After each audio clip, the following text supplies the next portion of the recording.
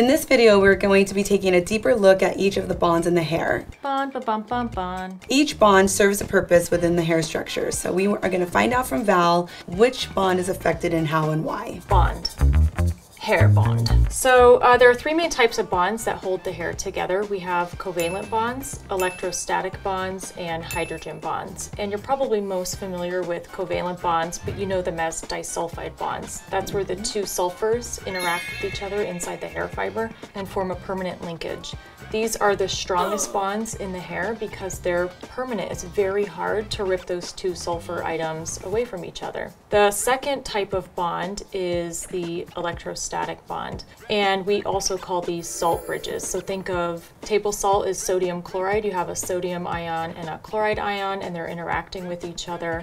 And it's not a permanent linkage. It's not Siamese twins. It's just two atoms being attracted and near each other. So this bond is not as strong as a covalent bond, but it's really important, and there are tons of them in the hair fiber. And then the last bond is hydrogen bonding. This is the most prevalent type of bond because there's lots of hydrogens in the hair on the amino acids, and these are kind of loose interactions with each other. It's not as strong as electrostatic, certainly not as permanent as a covalent bond like the disulfide bond that's in the hair, but it's very important in keeping the hair together as they all glue everything. Wow, that sounds really fascinating in terms of what lives in the hair, and that helps keep it stronger. So talking about this with hairdressers and as a colorist, I hear, like you said, disulfide bonds all the time, and those are really what we're affecting. And you hear it with bond builders and all different types of product. They're always focusing on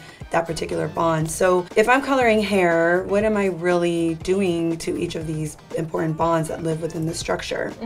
So just getting your hair wet and showering will interrupt the hydrogen bonds and the electrostatic bonds, salt bridges. Just much like salt, when you throw it into a glass of water, dissolves. When water touches your hair, the salt bridges in your hair temporarily dissolve, and when your hair dries, they come back together. So those aren't necessarily interrupted any differently than from the hair coloring process, but what the hair coloring process does, and lightening even more so, is ruins the disulfide bonds in the hair.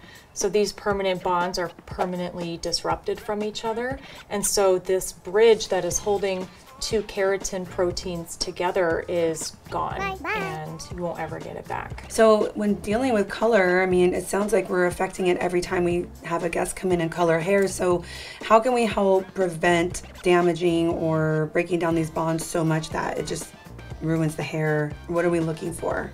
Well, it's important not to use a lot of hydrogen peroxide, not to over bleach the hair. You've all had that guest that's come in your hair, maybe you've done it to the hair, where they're so bleached and blonde and the hair gets wet. It's really gummy and stretchy. Yes. That's because all of the bleaching has not only ruined the disulfide bonds, the hair is only held together by the salt bonds and the hydrogen bonding. And then when you get the hair wet, those are dissolved, so you can really easily stretch the hair. So it's important to not over process the hair, over bleach it. If your guest's hair is breaking, you should think twice about putting anything else on it until the health of the hair is restored. So it makes sense that sometimes we do need to say no, and I think we, as hairdressers, we really don't want to turn that money away, but again, it's our name, it's our integrity, and we always want to do the right thing when it comes to our guests. So if we do have to turn away a guest because their hair just isn't, you know, in a good shape and they're new to us, what are some things that we would be able to do to help get them on a strong path for a potential color service later on? You can perform a gentle coloring process on them, maybe a direct dye hair color like Pop XG, or a gentle demi-liquid hair color in the Paul Mitchell Professional Color portfolio. That way they can at least keep their hair toned and looking like it has some integrity. Recommend deep treatments for them while their hair can grow and continue to restore strength to the hair fiber through treatments. Thank you so much for watching. And Val, what do we have for them next? We are going to talk about dye chemistry, one of my favorite topics, and we're going to look at oxidative dyes versus direct dyes and maybe get into the lab. Ooh, sounds like an experiment is coming. So please comment and ask your questions below, guys.